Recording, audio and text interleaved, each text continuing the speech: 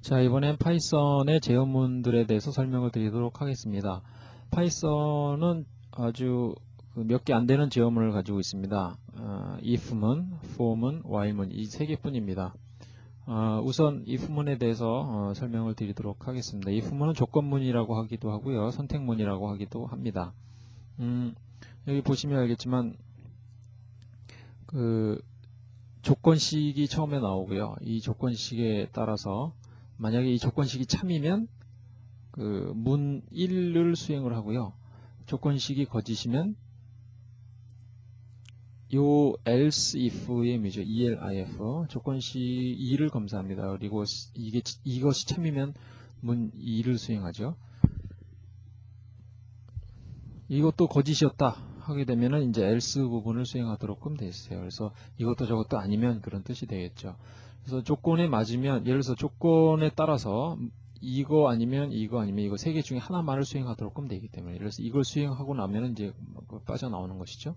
만약에 조건식 2가 맞았다면 이제 이걸 수행하고 빠져나오게 돼 있습니다. 그래서 선택문이라고 하기도 합니다.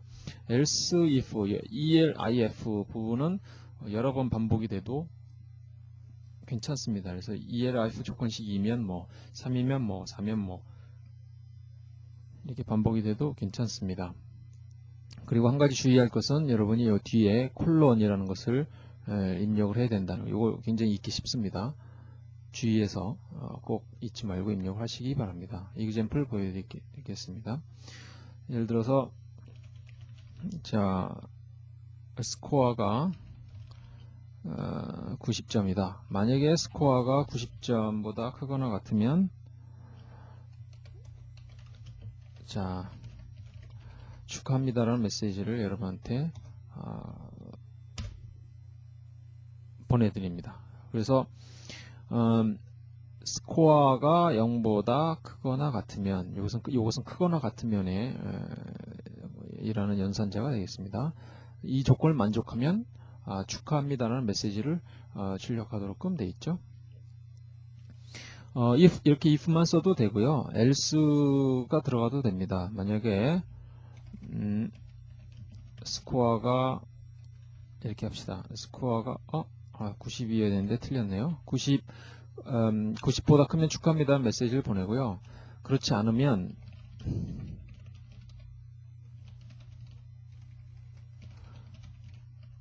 자, 이렇게 안 됐군요 라는 메시지를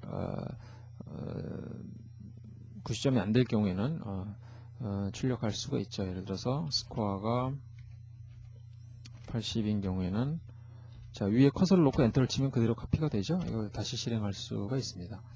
자, 이렇게 이 조건에 맞을 경우에, 참인 경우엔 이 부분, 거짓인 경우에는, 그렇지 않으면 이 부분을 수행하도록 하면 되어 있습니다. 한 가지 주의할 것은 여러분이 이 줄을 잘 맞추셔야 한다는 것이죠. 그래서 if가 첫 번째 컬럼에서 실행이 되기 때문에, 여기가 첫 번째 원래는 컬럼이지만 이 프롬프트 때문에 여기가 첫 번째 컬럼으로 가정이 됩니다. 두 번째 라인부터는 여기가 첫 번째 컬럼이 되겠습니다. if문 안에 속하는 문들은 이렇게 이 줄에 맞춰서 쓰여져야 하고요. else는 if와 이렇게 줄이 맞아야 합니다. 잘 맞아 보이지 않죠? 그래도 이건 맞는 겁니다. 이번에는 그 else if를 한번 해보도록 하죠. 예를 들어서 우리가 숫자를 하나 받았다고 합시다. 10이라는 숫자가 있는데요. 이것이 만약에 0보다 크면 positive라고, 양수라고 출력을 하고요. 그렇지 않고 n이 0보다 작으면 negative라고 하죠. 이것도 저것도 아니면 else면 0에 해당하겠죠. 자, positive가 되겠고요. n을 좀 바꾸어서 마이너스 10이라고 해보죠. 이번에는 negative라고 출력이 됐습니다.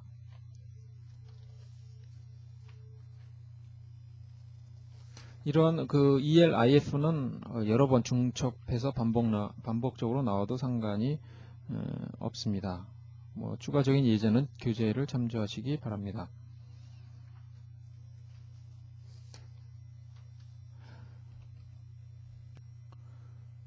자, 이번에는 for문에 대해서 설명을 드리도록 하겠습니다. for는 가장 많이 활용되는 반복문입니다.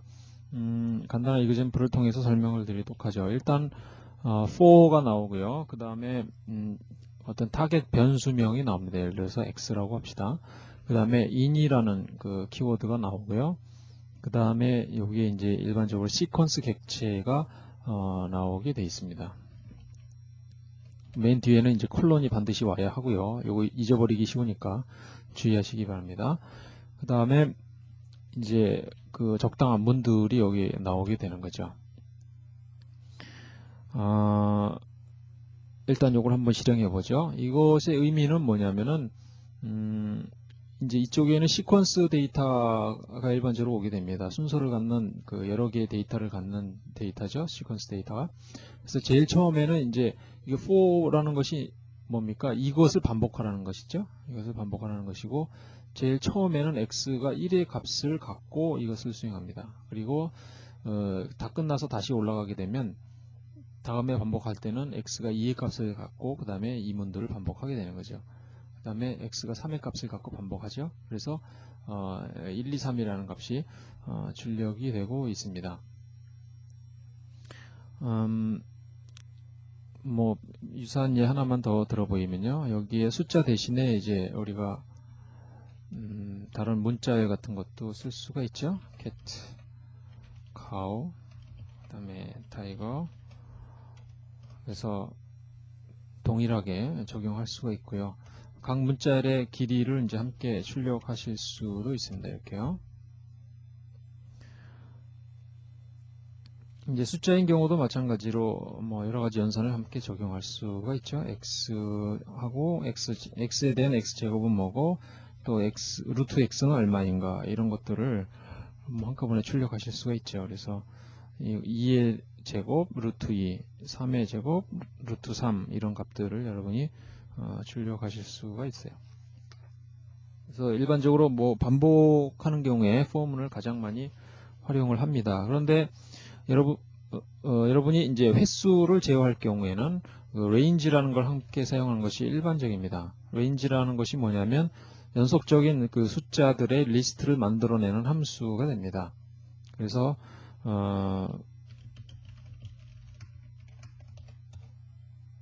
print x 이렇게 하게 되면 어떻게 됩니까? 데이터를 하나씩 갖다 그대로 출력을 하게 되는 것이죠. 그래서 이런 먼저 횟수적인 반복인 경우에는 이 range를 여러분이 쉽게 사용하실 수가 있습니다. 그래서 예를 들어서 또 다른 예를 해보면 1부터 10까지의 합을 계산해 보도록 하겠습니다. 합이 저장될 변수가 sum이라고 하죠. 그래서 1부터 10을 더해야 되기 때문에 1부터 10이라는 숫자를 발생을 시켜야죠. 그것은 이제 range로 발생을 시킵니다. 그런데 range 10 하게 되면 0부터 9까지 밖에 나오지 않죠. 그래서 1부터 왜냐하면 기본값이 여기서 이제 0으로 지정이 되기 때문에 그렇습니다. 1, 10 하게 되면 이제 1부터 9까지 밖에 안 나오죠. 그래서 하나를 더 증가시켜서 1부터 11까지 이렇게 하면은 원하는 그 리스트를 얻고요. 이것들을 다 더하면 되죠. 현재 썸의 값이 1입니다. 그래서 for x in range 1에서 11 하게 되면 x가 이제 1부터 11까지의 값을 가지면서 다음 문을 반복하게 되는 거죠. 그래서 sum에다가 얼마를 추가시킵니까? x를 추가시키는 거죠. 그러니까 처음에는 sum이 얼마가 됩니까? 처음에는 0이었죠. 0이었다가 이제 그 1이 들어가니까 sum이 1이 되죠. 거기다가 2를 또 추가하는 거죠.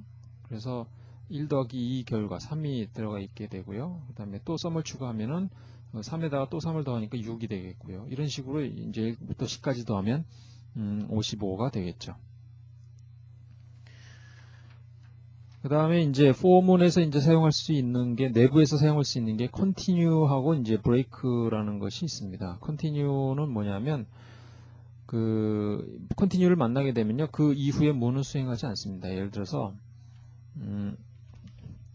sum equal 0으로 하고요.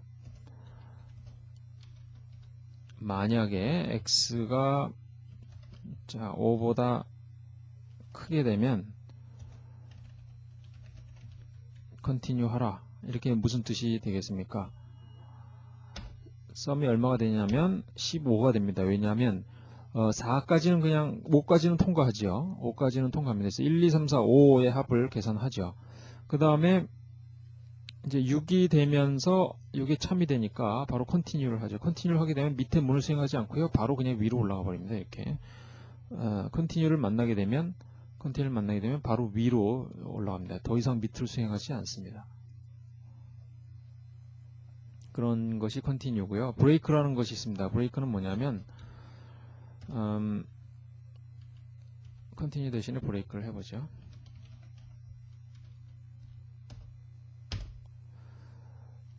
하다가 중간에 브레이크를 만나게 되면 이 for loop를 완전히 벗어나게 되는 것이 이제 브레이크가 되겠습니다. 그래서 5보다 크게 되면, 그러니까 6이 되면 그냥 벗어나게 되는 것이죠. 썸의 값은 여전히 15가 되겠죠. 그 다음에 이제 그 else라는 것이 추가로 있는데요. 이것은 뭐냐면 for를 이렇게 그 for에 있는 여기 주어진 요 시퀀스 데이터를 다 처리하고 이제 빠져나올 때는 이제 else 부분을 이렇게 수행을 하게 됩니다. 그런데 중간에 만약에 브레이크에 의해서 빠져나오게 되면 else를 수행하지 않고 바로 이렇게 빠져나오게 되죠. 예를 들어서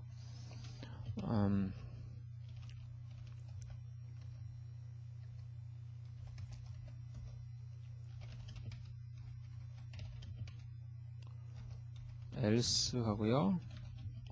done 이렇게 하게 되면 자 여기서 0부터 9까지 출력을 하고 여기서 정상적으로 다 빠져나왔기 때문에 요 none이라는 것이 출력이 됩니다. 그런데 만약에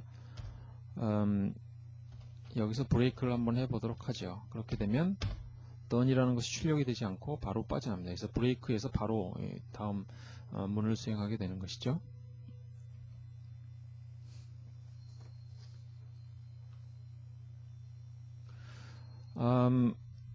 중첩 for loop에 대한 간단한 이그젬플을 보여드리겠습니다. 중첩 for loop라는 것은 for loop 안에 또 for loop가 있는 경우가 되겠습니다.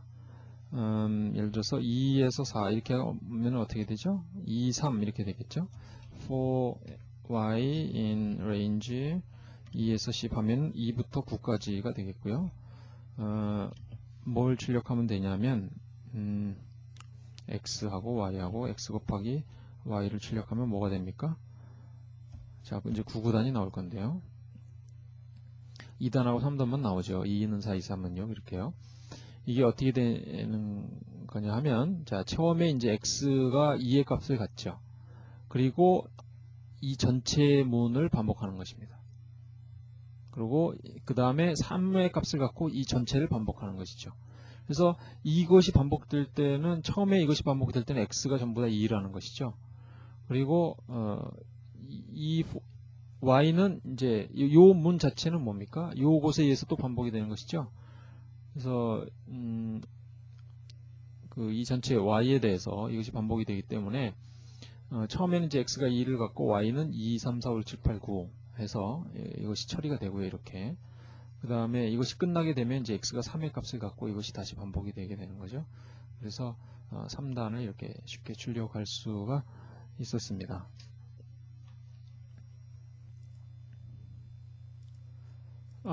이번에는 그 for와 if 문을 이용한 간단한 이그젬플 하나를 여러분한테 설명을 드리도록 하겠습니다. 예를 들어서 우리가 이런 걸 하고 싶다고 해보겠습니다. 0부터 99 사이 100 미만의 수가 있는데 1부터 100이라고 하죠. 1부터 100까지의 수가 있는데 거기서 3으로 나누어지고 또 7로도 함께 나누어지는 그런 수가 무엇일까 알고 싶다고 한번 가정을 해보겠습니다. 일단 1부터 100까지의 수를 발생을 시켜야죠. 어떻게 해야 되겠습니까? 1부터 100 하면 되죠. 101까지 해야 되겠죠. 자, 그럼 1부터 100까지의 수를 얻을 수가 있고요. 각 수에 대해서 이런 뜻이죠. 뭘 판단합니까? 각 수 x에 대해서 x가 만약에 3으로 나누어지고 이 퍼센트 연산자는 나머지 연산자라고 말씀을 드렸죠. x 퍼센트 3 하면 x를 3으로 나눠 나머지입니다. 그 나머지가 0이라는 것이 나누어 떨어진다는 것이죠. x를 3으로 나눠 나머지가 0이고 x를 7로 나눈 나머지도 0이다. 즉 3으로도 나누어 떨어지고 7로도 나누어 떨어진다고 한다면 자, 그 값을 출력해라 이렇게 할 수가 있죠. 자, 이렇게 4개의 숫자가 나왔습니다. 이와 같이 포문은 이렇게 여러 숫자 범위 내에서 어떤 일정한 처리를 할 때 굉장히 유용하게 활용이 됩니다. 자, 또 마지막으로 있는 제어문이 while문이 되겠습니다. while문은 어떤 조건을 만족하는 한 이것을 계속 반복하게 하는 그런 문이 되겠습니다. for문은 이제 리스트에 있는 일정한 데이터 개수만큼 횟수가 반복이 제한이 되었지만 while문은 어떤 조건이 참인한 몇 번이고 이렇게 반복을 하는 문이 되겠습니다. 예를 들면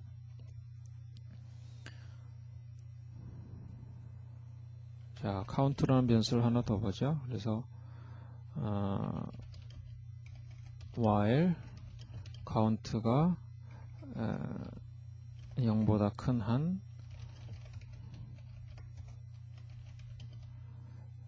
hello를 출력하고 한번 할 때마다 값을 하나씩 뺍니다. 그러면 보시다시피 hello가 10번이 출력이 됐죠. 그러니까 처음에 10이 됐고요. 그 다음에 9가 되고요. hello 출력하고 8이 되고요. 7이 되고 그래서 0이 될 때까지 0이 되면 이제 끝나게 되겠죠. 이렇게 이 while 이 조건문이 들어가게 되겠습니다. 이 조건문이 참인한 이 안에 있는 문들을 계속 반복적으로 실행하는 것이 while문이 되겠습니다. while문은 for문과 마찬가지로 저거를 가질 수 있습니다. continue하고 break를 가질 수 있어서요. continue 하게 되면 이제 더 이상 이 아래 continue를 만나면 이 아래를 수행하지 않고 for문의 위쪽으로 바로 이동을 하게 되겠고요. break를 만나면 for문을 완전히 벗어나도록끔 되어 있습니다. 그리고 이제 break를 만나는 경우에는 이 else 블럭이 있을 경우에 그것도 완전히 벗어나게 되겠고요. 이 조건이 거짓이어서 빠져나오는 경우에는 else 블럭이 있다면 else 블럭을 실행하고 이 밑으로 가도록끔 되어 있습니다. 예를 들면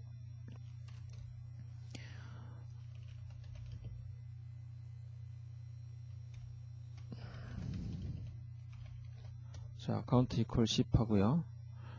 while 자, count가 0보다 큰 범위 내에서 자, print hello 하는데요.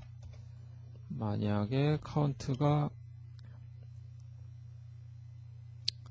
5보다 크다면 자, break 하라 이렇게 할 수가 있죠. 그 다음에 이제 else 블럭은 자, hello가 0보다 크다면 아까 좀 0보다 크다면 현재 카운트가 10이기 때문에 5보다 큰 것이 참이 되겠고요. 그래서 바로 브레이크를 하게 되겠습니다. 그래서 done이라는 else 부분을 수행하지 않고 바로 빠져나왔고요. 만약에 여기에서 정상적으로 수행이 됐을 경우에 다시 한번 해보겠습니다.